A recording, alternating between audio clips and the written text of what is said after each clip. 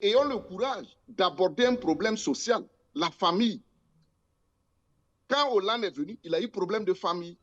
Il s'est retrouvé célibataire. Sarkozy est venu, même chose. Macron est venu, il y a eu des débats sur sa famille. Aujourd'hui, on se retrouve avec des leaders qui n'ont pas de famille. Il n'y a pas eu de problème dans la famille. D'assez de bien douter, ce sont des problèmes d'ordre privé qui n'influent pas forcément sur la politique française. C'est des questions d'ordre sociologique qui jouent sur l'analyse politique et qui jouent sur la politique de la famille et de la démographie. Ce n'est pas des questions privées, hein. C'est en Afrique qu'on nous ment. Sinon, c'est des réalités qui tiennent compte dans les analyses. Vous ne pouvez pas aujourd'hui avoir des leaders qui n'ont pas de famille et qui veulent maintenant imposer à des pays. Quand, par exemple, Emmanuel Macron dit en Afrique qu'on fait beaucoup d'enfants, est-ce qu'il a un enfant? Il sait comment on prend charge d'un enfant, mais il nous l'a dit. Qui a dit que non, il ne devait pas lui dire? Mais quand nous, on critique les sociétés, on dit non, c'est les droits, c'est le privé. Non, je suis sociologue de formation. On ne peut pas venir construire une société en mettant de côté la question démographique. Et Éric Zemmour l'a dit, que quand l'Europe était démographiquement supérieure à l'Afrique, elle a colonisé l'Afrique. Mais Zemmour a refusé de reconnaître que c'est la même Europe qui a fait la ponction démographique pour construire l'Amérique.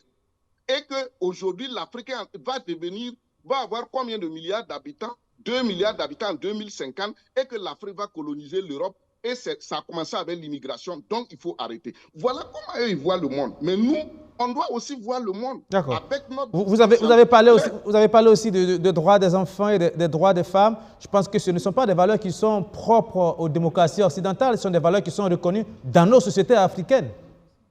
Oui, mais pas de la même manière. Aujourd'hui, par exemple, quand vous prenez un enfant, et c'est ce qui a constitué même en Amérique ici, il y a des courants de chercheurs qui critiquent cela.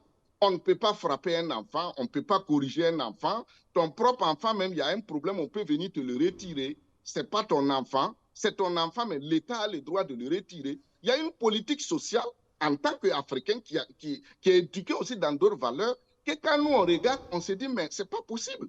Et c'est ça, maintenant, on veut amener en Afrique. C'est pourquoi, aujourd'hui, vous voyez, les gens ont des problèmes d'éduquer les enfants. Ici, il y en a plein. Les gens ont des problèmes même d'éduquer les enfants.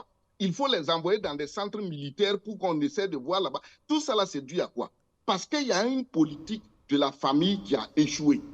Aujourd'hui, regardez le mariage. Tout de suite, sur les réseaux sociaux, je lisais qu'au Sénégal, on parle de combien mille divorces par an, soit 200 et quelques divorces par mois, un divorce chaque 4 secondes, un truc comme ça. Regardez même la politique. Bon, je n'ai pas ces chiffres. Hein. C'est à vérifier. Hein. On va les vérifier, ces chiffres. D'accord. Oui, mais à Ouagadougou aussi, Sidoya avait fait un reportage spécial sur les divorces à Ouagadougou. Voilà, donc... Non, c'est vrai que le nombre de divorces explose dans nos pays, ça c'est un fait, mais je n'ai pas les chiffres précis.